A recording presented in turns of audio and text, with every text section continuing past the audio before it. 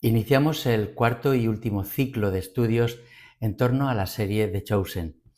Hasta ahora hemos visto qué significa ser discípulos, hemos visto también lo que debemos de interpretar o cómo debemos de entender las bienaventuranzas a la luz o bajo el prisma de ser discípulos, y también en qué consiste el camino al que nos invita Jesús a recorrer.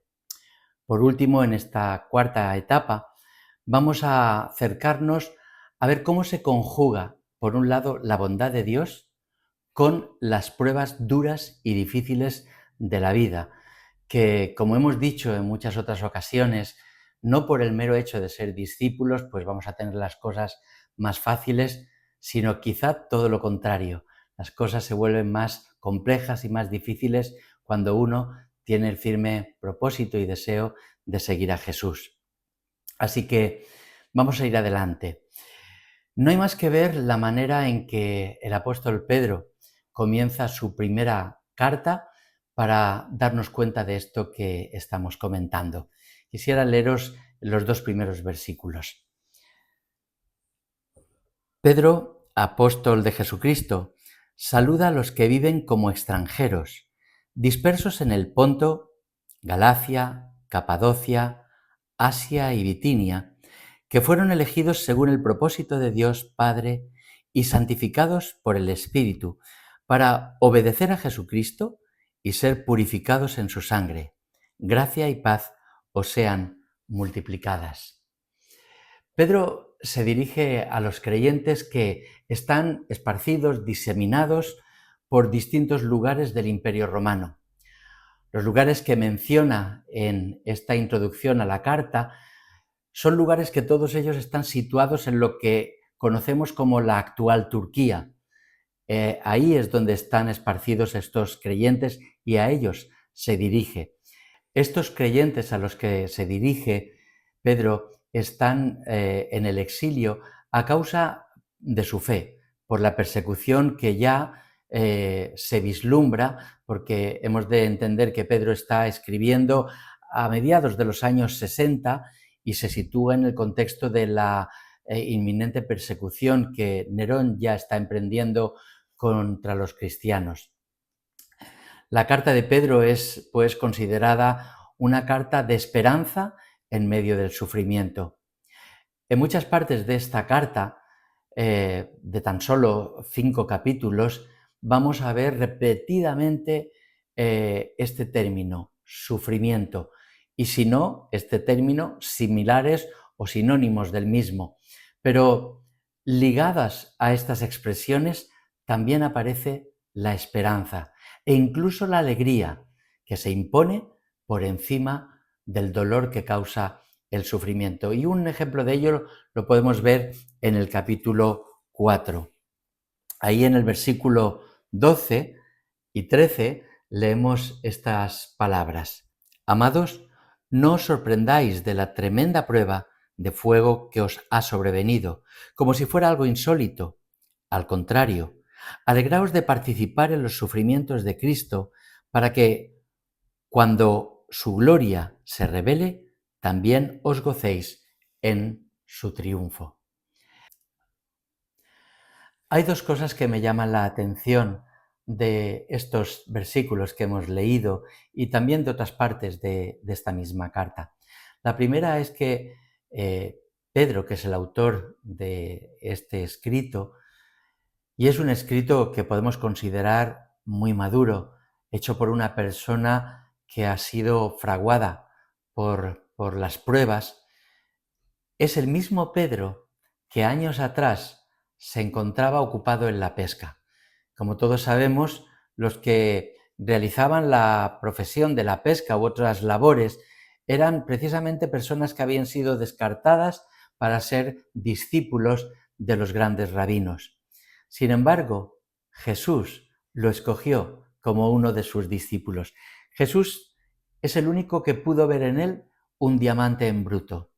Y a través de los evangelios vemos su inicio, el inicio, la andadura de Pedro, de un torpe Pedro que mete la pata en muchas ocasiones, que es impetuoso, que es, como yo digo, inmaduro, pero vamos viendo toda una progresión en su vida. Sin duda le costó porque incluso en los momentos finales, cuando Jesús se enfrenta a la muerte, él se intenta diferenciar del resto de los discípulos, diciendo, bueno, aunque estos te nieguen, aunque estos te abandonen, con todo yo te seguiré y te seguiré hasta la muerte. Tuvo que desdecirse de esas palabras porque todos sabemos lo que sucedió. El miedo, el temor a ser arrestado, a ser torturado, hizo que negara a Jesús.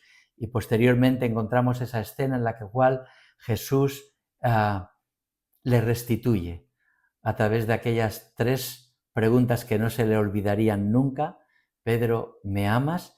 Pudo ver cómo Jesús le estaba restituyendo por cada una de aquellas negaciones.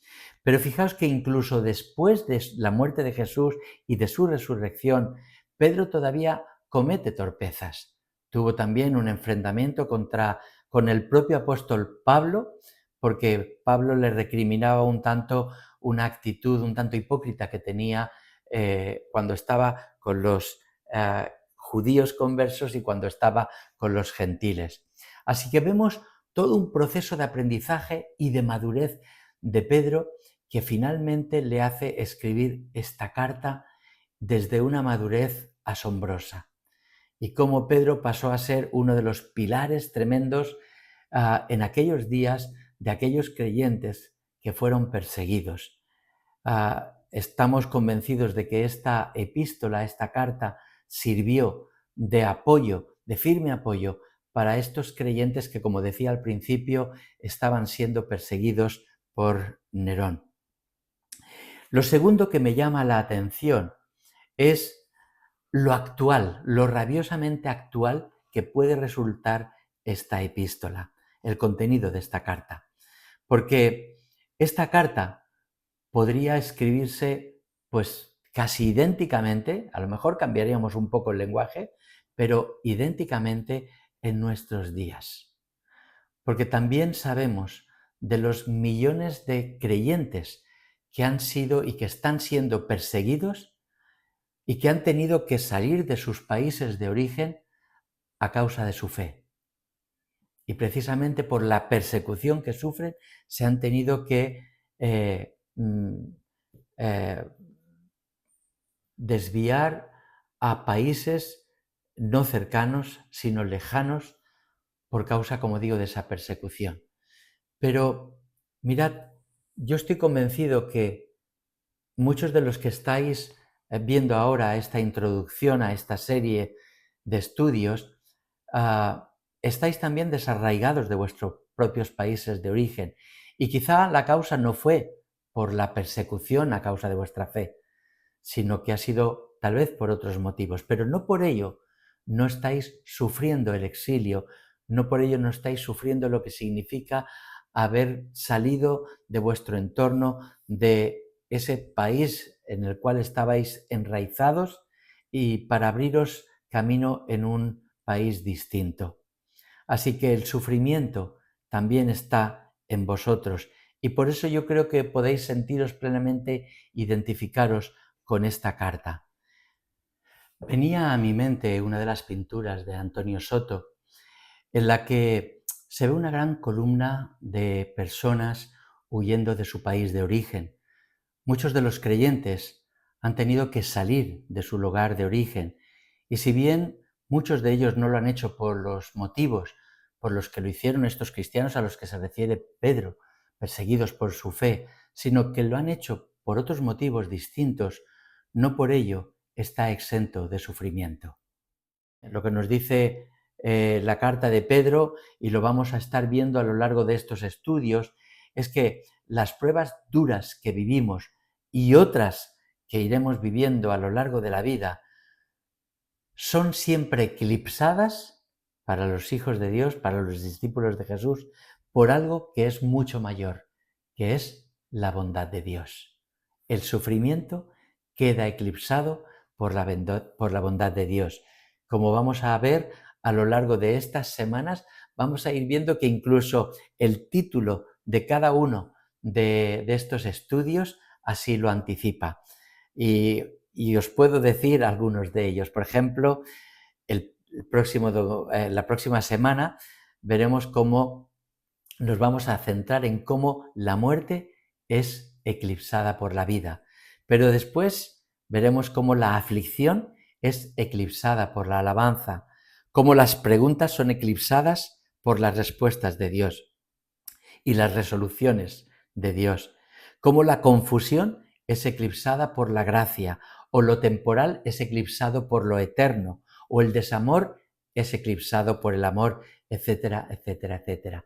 Así que yo quisiera animarte a que participes en estos estudios, que puedas a través de ellos ser fortalecido en tu fe, porque vas a ir viendo cómo estas pruebas por las que ha pasado, pasa o pasará tu vida, son pruebas por las que otros creyentes ya han pasado.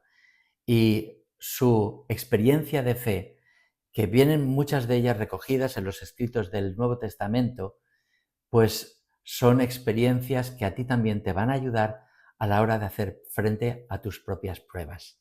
Así que aprovecha estos estudios, que el Señor te bendiga y que el Señor te fortalezca a lo largo de este tiempo.